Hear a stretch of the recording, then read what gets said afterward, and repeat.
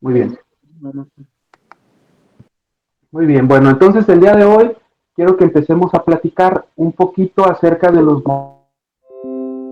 empezar a abordar el tema de la intervención, pero la intervención jamás se tiene que dejar de ver sin retomar primero lo teórico, ¿no? Por ahí hay autores que hablan acerca de que bueno, la terapia clínica, desde un punto de vista, desde un punto de vista académico, como ustedes lo están aprendiendo, no debe ser un ejercicio de investigación experimental. Esto es que ustedes van a analizar una situación determinada que presentó un usuario, este, van a usar determinada teoría que ustedes consideren pertinente, van a aplicar un tratamiento y van a analizar los efectos de ese tratamiento, ¿no? Entonces, si es una investigación experimental, si es el método científico que ustedes están analizando para atender a un usuario, bueno, entonces deben de saber cuál es la teoría, ¿no? Hay perspectivas teóricas que pueden adaptar a diversas situaciones y en ellas nos podemos apoyar nosotros para poder ver lo que queremos mirar en cada persona, ¿no? Entendamos entonces que una perspectiva teórica no es más que nada que una postura, ¿no? Imaginemos que estamos en un estadio de fútbol, en una cancha, en un partido de fútbol, en un estadio, y no es lo mismo si nos paramos atrás de la vía para ver el partido que si nos paramos en medio del campo en las gradas para ver el partido, ¿no? Miramos cosas que no sé, de una perspectiva, pero de otra sí. Bueno, la teoría eso nos hace ver, ¿no? La teoría nos permite, son nuestros ojos para ver qué variables nos interesan analizar y no todos los casos requieren usar las mismas variables, ¿no?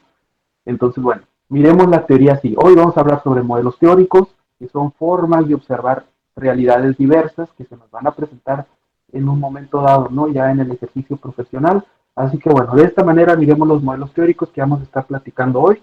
Este, y bueno, aquí había una diapositiva con respecto a alguna imagen que les llegué a poner por ahí en el examen, ¿no? Que tenía que ver con algunas de las funciones del orientador educativo, que hemos platicado que son diversas, ¿no? Que algunos buscan promover el aprendizaje, en algunos casos es identificar fortalezas, detectar debilidades, en otros casos es identificar actividades, pero depende de cuál es el rol que vayamos a desempeñar en una institución determinada.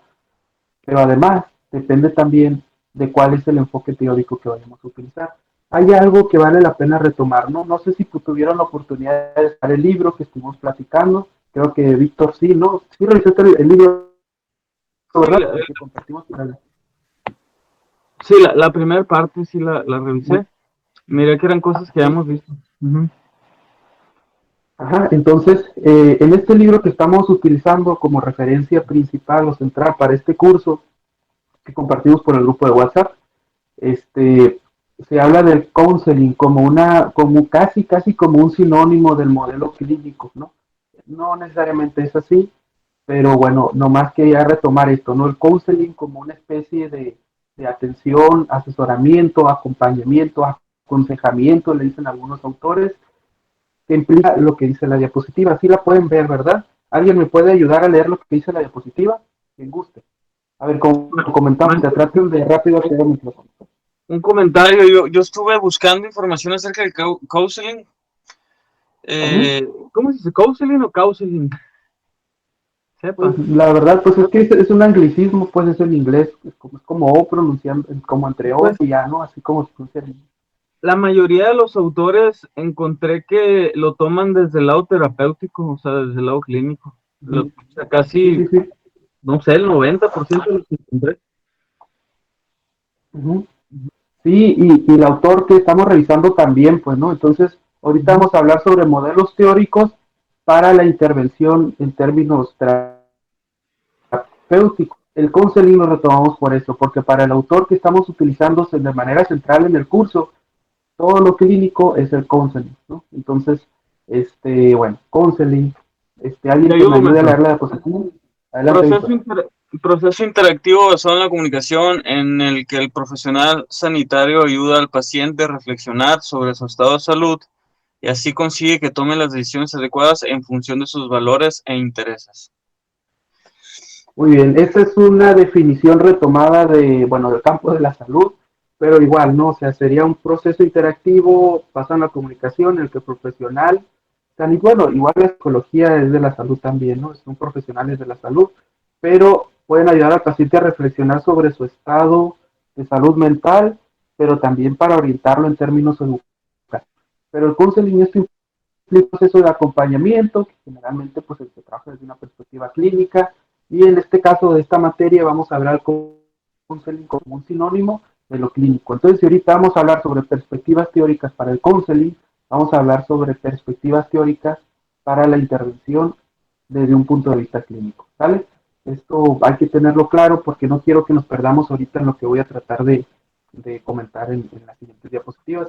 Entonces, bueno, tenemos teorías, ¿no? Cuando ustedes van a intervenir con un paciente, ustedes lo escuchan, ¿no? Hay una entrevista inicial y lo que sea, identifican ciertas circunstancias por las que está pasando, ciertas cuestiones que hay que atender, y entonces ustedes determinan cuál es la teoría que van a utilizar, ¿no? ¿Qué enfoque van a utilizar? No es nada más de platicar con las personas, no es de aplicar un test, sino cómo van a elegir el tratamiento que van a elegir, que van a utilizar, cómo lo van a diagnosticar, ¿no? Para todo esto se utiliza una perspectiva teórica, que nos deje ver ciertas cosas en las que nosotros consideramos enfocarnos. Y vamos a hablar un poquito de esto. Uno de estos enfoques, y creo que es uno de los principales, y creo que es bien, es el enfoque de rasgos y factores, ¿no? El enfoque de rasgos que generalmente utiliza la psicometría como el medio para poderse llevar a cabo, implica asumir que cada individuo tiene ciertas características independientes que se pueden medir, ¿no? Cada persona tiene, tiene pues rasgos como tal que los diferencian entre unos y otros, ¿no? Entonces, las circunstancias por las que cada uno esté pasando no es más que un conjunto de rasgos que podemos identificar y que podemos además atender, ¿no? Entonces, se utilizan test psicométricos para identificar cuáles son las variables, cuáles rasgos que están involucrados en el desarrollo del individuo. Y entonces, si queremos atender una situación en específico, agrupamos esos rasgos, les llamamos factores, y entonces vemos qué factor está influyendo en determinada variable que queremos atender, ¿no? Enfoque de rasgos y factores. Es uno de los enfoques que se manejan mucho en la psicología, pero no es el único, ¿no? Hay todavía más. La orientación desde una perspectiva clínica, el enfoque de rasgos y factores es uno de los más comunes, ¿no? Por ahí hay quienes lo único que hacen es aplicar test, ¿no? Y de ahí basan todo su trabajo porque tienen este enfoque muy presente, ¿no? Pero bueno, es un enfoque más de muchos otros que hay, es una perspectiva teórica que implica asumir virtudes que se pueden medir a través de cuestiones psicométricas, ¿no? Alguien que me ayude a leer la diapositiva, por favor. Alguien más, ya para ir, que hablen también más personas. A ver, yo, ¿me escuchas? No, a ver, Natalie Rocha. Sí, aquí estoy. Ok, Natalie, ¿me ayudas a leer la diapositiva? Por favor, ¿sí te Ok. alcanza a ver, verdad? Hola, ¿algo más? Sí, sí está bien. ¿Sí se ve? Ok. Enfoque de rasgos y factores. Supone la aplicación de la psicometría a la orientación. Supuestos. Cada individuo tiene rasgos y factores individuales. Los rasgos y factores pueden ser medidos. Los rasgos y factores pueden desarrollarse. La orientación debe ayudar al individuo a ajustar sus rasgos personales con los requisitos ocupacionales. Cuanto mayor sea la adecuación entre los rasgos individuales y los requisitos ocupacionales, mayor será la satisfacción en la ocupación elegida. Uh-huh. También las El otro características. sí, por favor. Características. La utilización del test. El orientador debe ayudar al sujeto a sentirse capaz de realizar sus potencialidades de forma autónoma. El orientador cree que el sujeto puede llegar por sí mismo a resolver sus propios problemas. La tarea del asesor es ayudar al asesorado a conocerse mejor a sí mismo y a su ambiente. Muy bien. ¿Qué me pueden decir sobre esto de leer Natalie? ¿Qué les llama la atención del enfoque de rasgos y factores? Ya lo conocían, ¿no? A lo mejor con otro nombre, pero me imagino que en cuestiones de psicometría ya lo han estado viendo, ¿no? Para asumir que la psicometría nos puede servir, tenemos que primero asumir que las personas comprenden un conjunto de rasgos, tanto su personalidad como sus conductas, entonces implican esos rasgos, ¿no? Entonces, bueno, sobre este enfoque, sobre este modelo teórico, ¿qué me pueden decir? ¿Sí lo conocían o no lo conocían? A ver, participar, traten de tener esa iniciativa para no estarles preguntando uno por uno. En serio, sería más dinámico que hagan eso. Así en el micrófono, no pasa nada. Si alguien dice, no, yo no sabía nada de eso, está bien. A ver, adelante, Daniel. Creo que no lo conocíamos, o bueno, yo no recuerdo haberlo escuchado antes. Ok. Bueno, ¿alguien más? Es vocacional. ¿Cómo, Yo Alejandro? tampoco, No te escucho maestro. Yo nunca había escuchado de este enfoque. bien. Ok, Marisa, gracias. Bueno, lo que maneja sus propios nombres, pues. Pero si ustedes alguna vez han utilizado un test o alguna clase les han hablado de psicometría, la psicometría es la parte de la psicología que se encarga de medir, ¿no? Psicometría. Entonces, este, están asumiendo eso, pues. No, o sea, una persona asumiendo que esa persona tiene rasgos que por lo tanto se puede. Entonces, una postura teórica es eso. Las personas comprenden un conjunto de rasgos y factores que se pueden medir y entonces a partir de ello debemos determinar ciertas cosas, diagnosticar otras, identificar, conocer ciertas cosas. Precisamente el examen de evaluación, ¿no? Un examen asume eso, ¿no? Que su conocimiento tiene rasgos y factores que se pueden medir. Eh, pero bueno, no es el caso en estos asuntos. Son modelos teóricos para intervenir. Una forma de intervenir es a través de un enfoque, de un modelo teórico de rasgos y factores. ¿Sale? Bueno, ¿alguien más que quiere decir algo acerca de este enfoque? Bueno, lo que me interesa, punto que no quede claro, díganme, o sea, en verdad no hay ningún problema con detenernos juntos. Lo importante es que ustedes, que se vaya más o menos la idea quedando clara. Ahorita les repito, son modelos teóricos, ¿no? Este es un modelo teórico, si usan este modelo teórico, normalmente pues también van a usarse. Y a veces son modelos teóricos los que usen, no es uno o otro, ¿no? A veces pueden usar el de rasgos y factores y además otro modelo aparte de eso. Pero bueno, es una perspectiva teórica. Aquí vamos bien, ¿dudas? ¿Vamos bien hasta este punto? Naomi, Andrés, Sí, Dania Coronado. Bueno, traten de estar tomando notas. Recuerden que el ensayo final puede venir acerca de ahorita, ¿sale? No solo las actividades, porque acuérdense que no les puse una actividad de esto, entonces vean aquí que pueden utilizar, que les vale la pena retomar para más adelante, ¿sale? Entonces, ninguna duda. No, maestro, ninguna. Bien. Bueno, continuamos entonces. Otro modelo teórico, pues es el conductismo. Me imagino que ya lo dominan un poquito más, ¿no?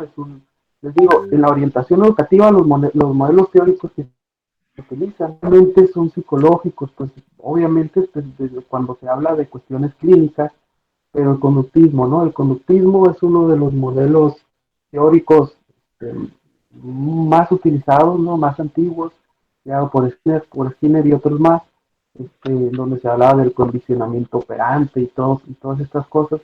Hace unos años, por ejemplo, algunas escuelas de psicología, las que eran conductistas, la Unison, conductuales, la Unison, por ejemplo, utilizaba ratas todavía, ¿no? Los metían a los estudiantes al laboratorio y hacían ejercicios con ratones, unas pruebas, por ejemplo, en que estímulos para modificar la conducta de los ratones, tenían laberintos y todo para que se fueran a tal lugar y no a otro y todo esto.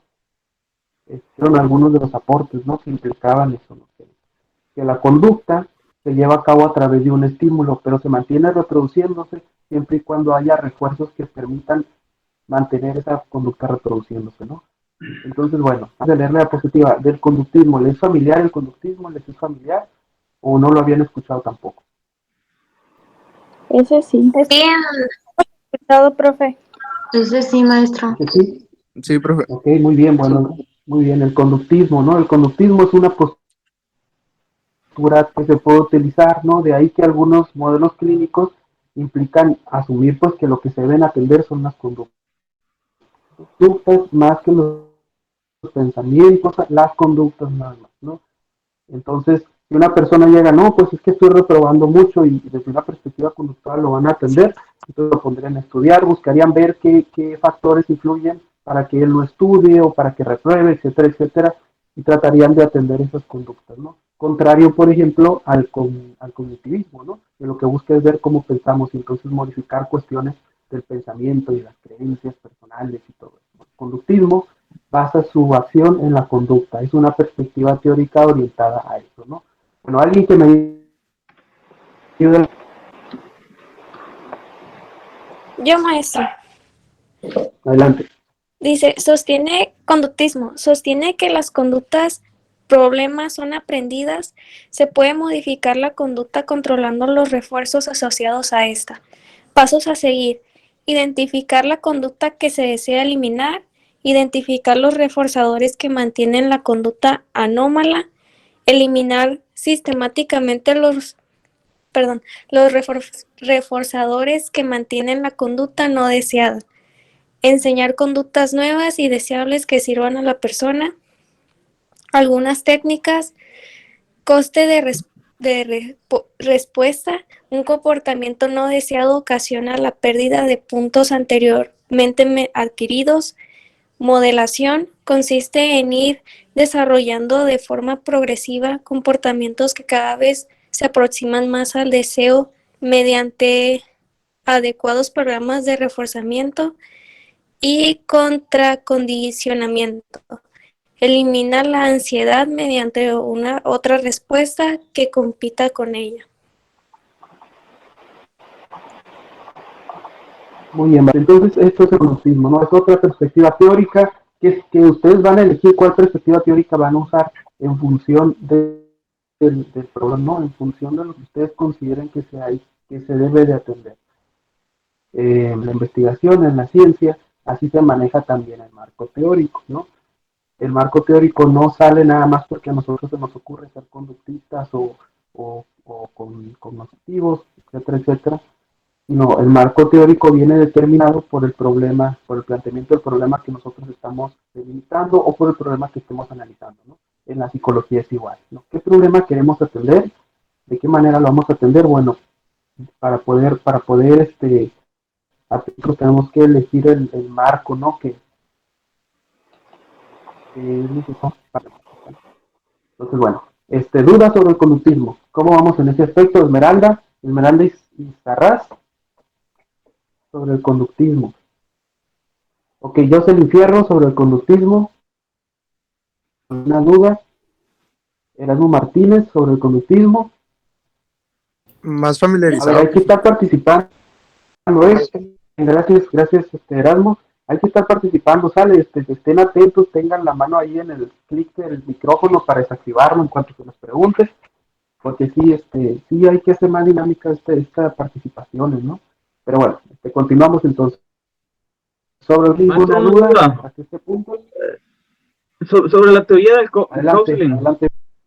¿Qué tipo de instrumentos utilizarás este enfoque de rasgos y factores? Porque veo que tiene en sus características pues muy determinante la utilización de test, pero no se me ocurre qué test serían test de personalidad. Sí, es que, a ver, los test miden rasgos y factores, ¿no? Entonces, los test que utilicemos forman parte de ese enfoque, ¿no? O sea, no es como que solo eso, sino todos los test que se enfoquen a medir rasgos y factores, esos son, y creo que todos miden rasgos y factores, entonces implica el uso de test, así en general, no de un test en específico, de un grupo, pero sí implica eso, ¿no? El enfoque de rasgos y factores, es eso, pues no es la aplicación de la psicometría, de medir rasgos, se usan muchos test, ¿no? Generalmente en ese enfoque, ¿no? Y no es un grupo en específico, ¿no? Son todos los test que midan rasgos y factores, y como te digo, creo que todos miden rasgos. Bueno, pero no hay duda sobre el conductismo, ¿no? Continuamos. Perfecto. Otro enfoque que se puede usar es el... Adelante. ¿Puede regresar Adelante. a la que trata del conductismo? Sí, del conductismo, aquí está rasgos y factores.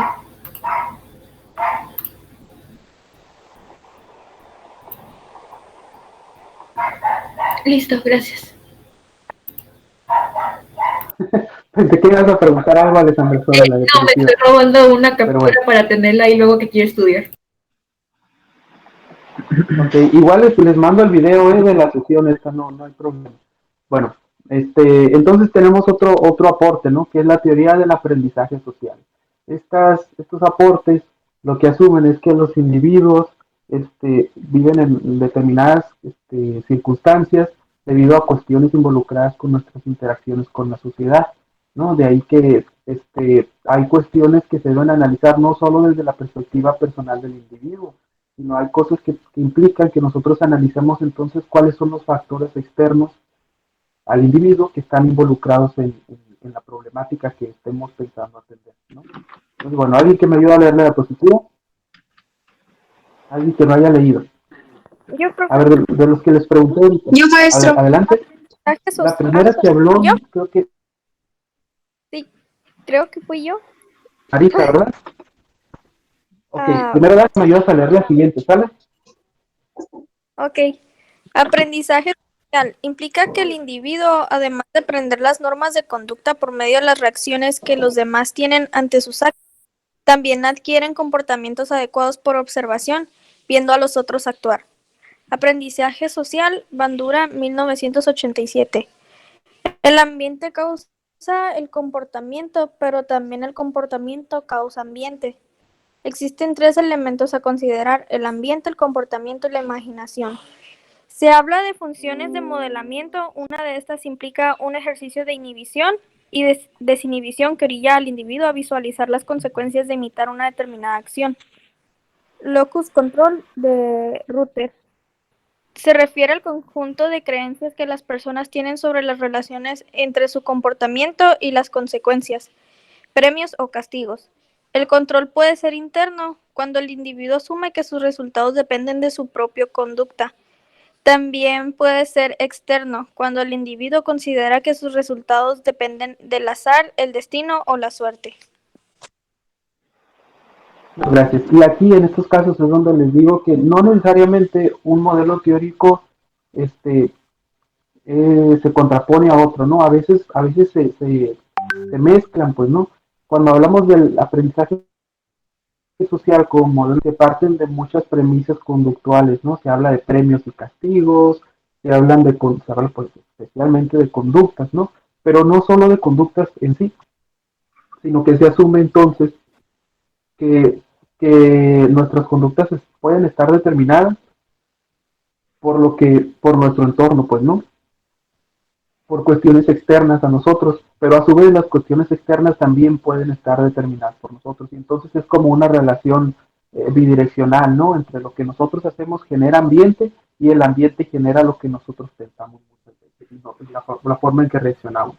Entonces utilizar un enfoque de estos para un orientador pudiera ser muy pertinente también, pues, ¿no? Implica detectar ciertos asuntos que nos hacen ver que el individuo no es un individuo aislado, ¿no? Que solo le pasan cosas de manera mágica, sino que hay cuestiones que se deben a factores externos en los que a veces él mismo puede estar influyendo, ¿no? Entonces, sobre el aprendizaje social, ¿cómo ven este tema? ¿Dudas? A ver, los que ahorita no me contestaron, Jocelyn, sobre el aprendizaje social, ¿algo que quieras agregar? ¿Sí se va entendiendo o no? Sí lo voy entendiendo muy bien, maestro. De hecho, estoy haciendo los apuntes que dice. Okay, muy bien. Igual, si por tomar apuntes se detienen un poquito con algo, si quieren no tomen apuntes, el video yo se los mando y ya ustedes ahí toman apuntes, toman capturas, lo que consideren pertinente. Maestro, ¿no va a subir la Pero bueno, presentación? la presentación del PowerPoint no, lo que sí voy a subir es el video. Para mí es más funcional subirles el video. ¿Cómo ven? ¿Está bien, no, Ana? Ok. Bueno, igual, pero participen, o sea, tratemos de expresar las dudas aquí mismo, porque si después, cuando ustedes estén revisando el video, tienen alguna duda, pues ya a lo mejor no va a ser tan fácil compartirla, ¿no? Pero bueno, este es el enfoque teórico del aprendizaje social. Otro enfoque que hay por ahí es el enfoque del cognitivismo, que ya lo habíamos platicado, que diferente al conductismo. Adelante. Es que antes de que se vaya del aprendizaje social, hay un dato que se me hace muy interesante sobre el aprendizaje social, que hay una tendencia a pensar de que la conducta de los demás es interna, es decir, que los demás tienen autocontrol. O sea, es como si ahorita me preguntaran a mí, oye, ¿tú crees que los demás tienen autocontrol? Sí, yo creo que ellos se controlan por sus propios impulsos. Y hay una tendencia también a pensar de que mi control está manipulado por los demás. Eh, textualmente sí, hay una tendencia a pensar que la conducta de los demás es interna y la de nosotros mismos es por fuerzas exteriores. Creo que le da mucho sentido al aprendizaje social. Es decir, cómo los factores externos los hemos internalizado tanto a ese grado, pues, de creer que todos nos controlan. Sí, pues el asunto es que, a ver, depende, les digo, siempre depende del marco teórico, pues, ¿no? Si nos paramos desde una postura, por ejemplo, bueno, del aprendizaje social, este, pero también si nos paramos desde una postura cognitivista, ¿no? Cognitiva, hay autores, ya no sé si sea tendencia o no, ¿verdad? Pero sí hay autores que argumentan que nuestros pensamientos los controlamos nosotros, lo que nos pasa, incluso nuestras conductas, nada más que a veces a veces no sabemos cómo, cómo es que tenemos ciertos historias conductuales, pero no, a veces no sabemos cuáles son los estímulos que nos hacen actuar de esa manera, pero muchas veces somos nosotros mismos, y entonces nosotros damos conductas de manera interna, pero pues simplemente no nos damos cuenta, lo hacemos involuntariamente. Y en algunos casos, pues se supone que el psicólogo nos ayuda a identificar eso, ¿no? Por eso de pronto hay terapias que le llaman como reestructuración cognitiva, ¿no? Y eso que se trata de hacer que el usuario se dé cuenta de que pues es él quien está haciéndose daño con sus pensamientos. Por ejemplo, ¿no? En algunos casos. Pero el aprendizaje social nos permite darnos cuenta que no es que nosotros tengamos esos pensamientos mágicamente, pues no aparecieron ahí solo porque sí, sino que a veces hay factores externos que no tienen que ver con nosotros en sí, pero sí tienen que ver con nuestro entorno, ¿no? Factores externos como el medio ambiente, como sucesos que ocurren, como cosas que nos hacen otras personas, y esos pueden influir en la forma en que nosotros actuamos y en la forma en que pensamos, ¿no? Pero a su vez, nosotros también actuamos en un contexto determinado, ¿no? Y ese contexto se puede modificar según cómo nosotros estemos actuando dentro de él. Un poquito enredoso, pues, pero por eso les digo, es bidireccional, ¿no? O sea, tanto los factores externos influyen en nosotros, como nosotros influimos en los factores externos. Entonces, va por los dos lados, ¿no? En ambos sentidos. Pero sí, o sea, sí es interesante, pues, ¿no? La idea es cuestionar así todo, pues, ¿no? ¿Será que Es muy interesante, maestro, porque tenemos... Adelante, Víctor. está muy interesante porque si tomamos en cuenta de cómo nos van a afectar las cosas, dependiendo de dónde estemos parados, yo creo que elegiríamos mejor los lugares a donde íbamos a visitar. También hay otra tendencia, creo, que dice que a mayor número de factores de riesgos, es mayor probabilidad de que recaigas en una conducta no deseada. Y luego, por otra parte, en algunas de las técnicas de autocontrol que le llama ambiental, creo, no recuerdo muy bien esto, pero el caso es que consiste la técnica de autocontrol en cambiar ciertas cosas. Por ejemplo, si estás dejando de fumar, tiras el encendedor, o sea, que no haya encendedores en la casa, que no haya cigarros, etcétera, ¿no? A lo mejor incluso te pudieras cambiar, si estás rentando en un lugar y tienes la opción de rentar en otro lugar donde no esté la tiendita enfrente donde comprar los cigarros, te cambias de lugar, pues porque todas esas cosas ambientales, todos esos factores externos, todo ese aprendizaje social, van influyendo en la persona, a pesar de que la persona ya vive en cierta dirección, pues, o sea, supongamos que yo voy por un camino, pero me van atacando por todos lados, ¿no? Las personas, digo, no atacando, soy muy psicótico, ¿no? Digo, o sea, me van mandando Influyendo, mensajes, pues. datos, información de muchas cosas que me van distrayendo, pues, de mi camino. Muy bien, sí, van influyendo, ¿no? Y el aprendizaje social eso implica. Ahora, ahorita Víctor puso un ejemplo bien padre, ¿no? Que quiero ver si los demás lo podemos analizar. Dice, alguien que fuma, y que a lo mejor trata de no tener, de sacar todos los encendedores de su vista, ¿no? Como medio, a lo mejor para dejar de fumar, ¿no? Que no haya encendedores en la casa. Este tratamiento, ¿qué enfoque estaría tomando de los que hemos visto anteriormente?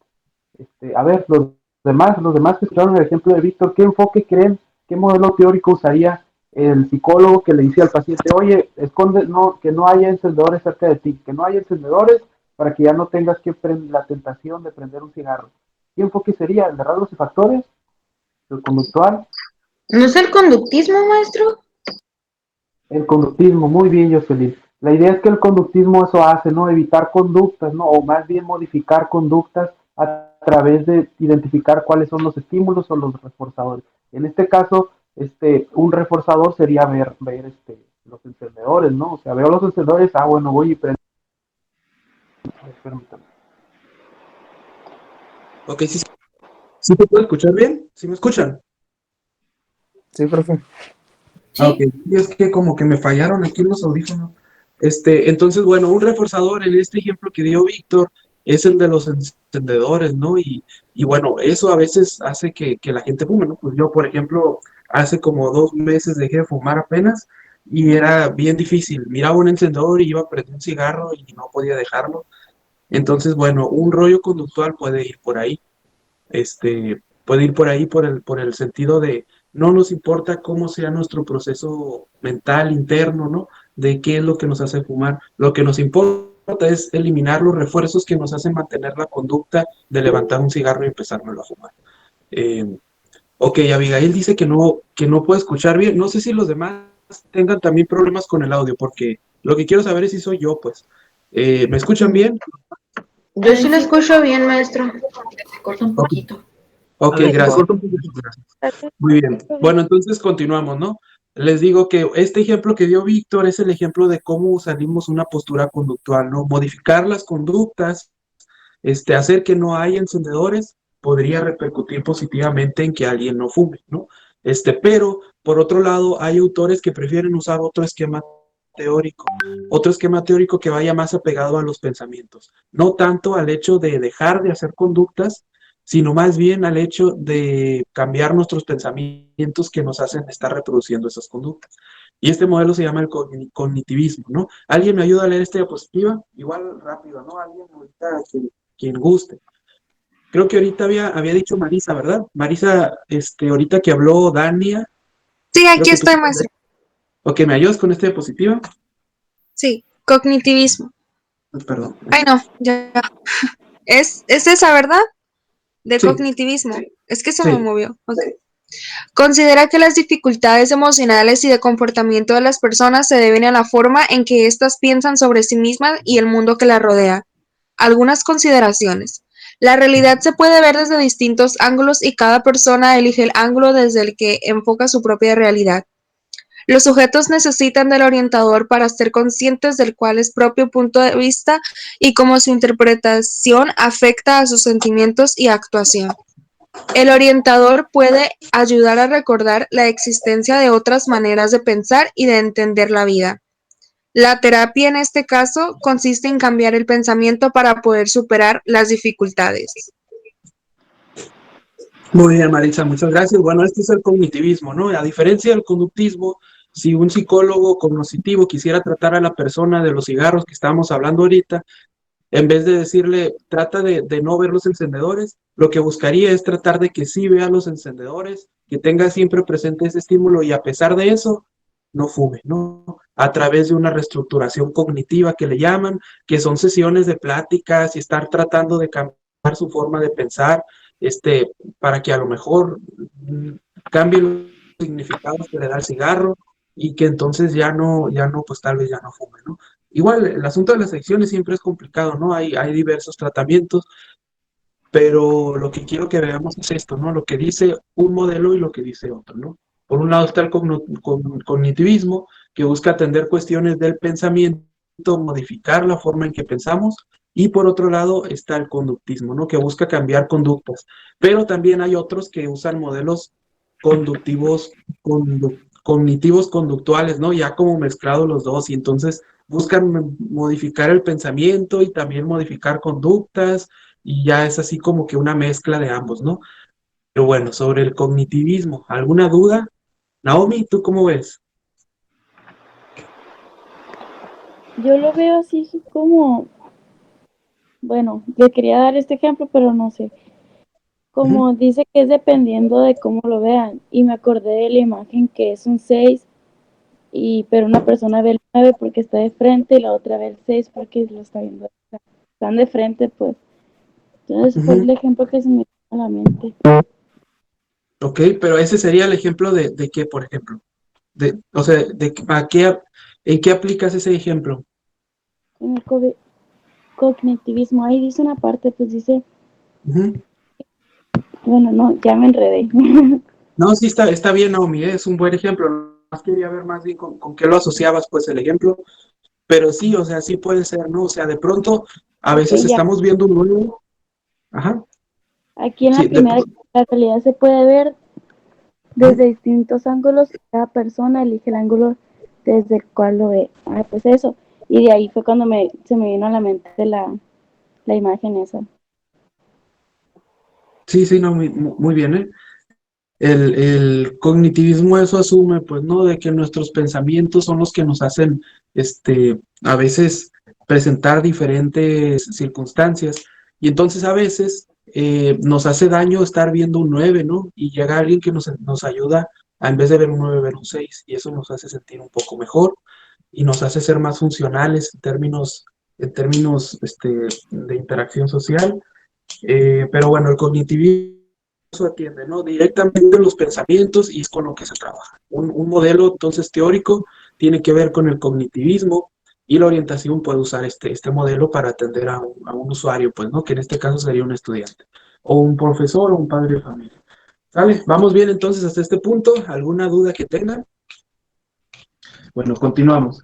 El siguiente modelo es el humanismo, ¿no? El humanismo, creo que a lo mejor también varias de aquí lo pueden conocer. El humanismo hace referencia a una cuestión empática, pues, ¿no? Para el humanismo, el eje central de la atención debe de ser la empatía.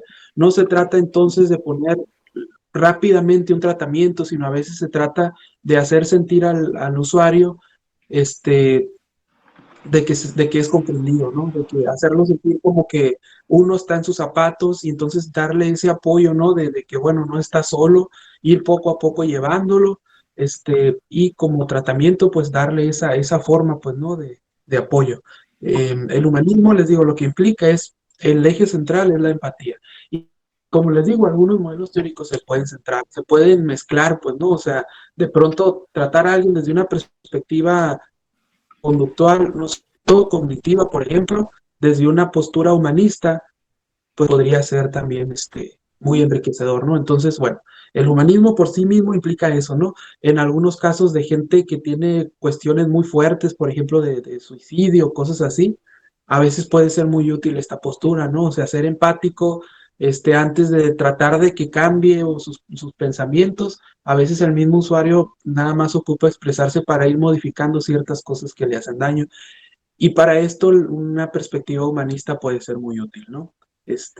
Entonces, bueno, el humanismo. ¿Alguien que me ayude con la diapositiva, por favor? Yo, profe, Adelante, Erasmo. humanismo es una relación estructurada de naturaleza imperativa en la que el cliente encuentra la oportunidad de explorar libremente y sin recelo sus dificultades y las actitudes que la rodean. Algunas consideraciones. Asesoramiento centrado en el cliente. Son las actitudes del asesor y no sus técnicas las que facilitan la terapia. La función del asesor consiste en asumir, en la medida de lo posible, el, mar- el marco interno de la referencia del cliente, en percibir el mundo como lo ve el asesorado. La comunicación se realiza desde una comprensión empática. Muy bien, Erasmo, muchas gracias, ¿no? Entonces aquí el profesional tiene que tratar de hacer el esfuerzo por ver el mundo como lo ve el cliente, pues, ¿no? Esto se llama empatía y eso implica el humanismo, ¿sale? ¿Dudas sobre el humanismo? Muy bien, Naomi, ¿quieres decir algo? Como activaste el micrófono, no sé si fue por error o si querías decir algo. No,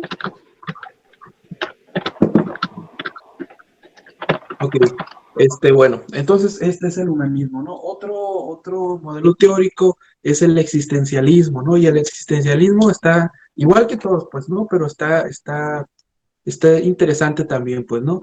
El existencialismo, creo que ya lo habíamos comentado anteriormente, tiene que ver con cuestionarnos cuál es el sentido de hacer lo que estamos haciendo, el sentido de nuestra vida, ¿para qué existo? ¿Para qué hago lo que hago? ¿Para qué me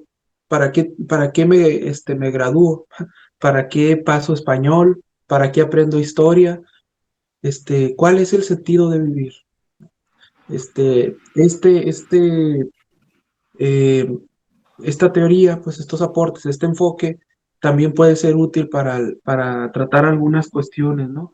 En algunos casos hay gente que difícilmente identifican, se les olvida que tienen metas y aspiraciones, pues, ¿no? En algunos casos la vida de algunas personas está tan llena de estrés o es tan rutinaria y monótona que se les olvida cuáles son sus propios gustos, sus propias motivaciones y aspiraciones. Y un enfoque existencialista a veces nos ayuda a eso, ¿no? A darnos cuenta bueno, ¿qué estoy haciendo aquí? ¿Para qué hago lo que hago? ¿Con qué fin? ¿Cuál es el sentido de vivir? ¿Cuál es el sentido de trabajar? Cosas de ese tipo, ¿no? Es el enfoque existencialista. Ya lo habíamos comentado, creo. Entonces, bueno, igual, alguien que me ayude a leer la diapositiva. ¿Alguien más? ¿Alguien que no haya hablado? Adelante, Evelyn. Existencialismo. Pretende ser al sujeto consciente de su responsabilidad, desarrollar en él la capacidad de ser responsable. Algunas consideraciones. El objetivo de la existencia es la realización del sentido de la vida. En lugar de preguntarse ¿qué espero de la vida?, el sujeto ha de considerar ¿qué espera la vida de mí? Se procura que el sujeto llegue a tener un por qué vivir y del por qué se pasa al cómo vivir. La aceptación es parte fundamental del crecimiento de la persona. Gracias, Evelyn. Entonces, el existencialismo, esto implica, no es responsabilidad de nosotros, darle sentido a nuestras vidas, ¿no? La vida no tiene ningún sentido por sí mismo. Nosotros somos quienes le damos sentido a la vida que cada uno de nosotros tenemos. Entonces, ¿cuál es el sentido que nosotros le damos a la vida? ¿Qué espera la vida de mí? Bueno, son algunas posturas, ¿no? Que se pueden utilizar para tratar a un usuario desde una perspectiva existencialista, ¿no? Entonces, bueno, esta es la revisión que quería hacer con ustedes. Voy a dejar de compartir aquí la pantalla.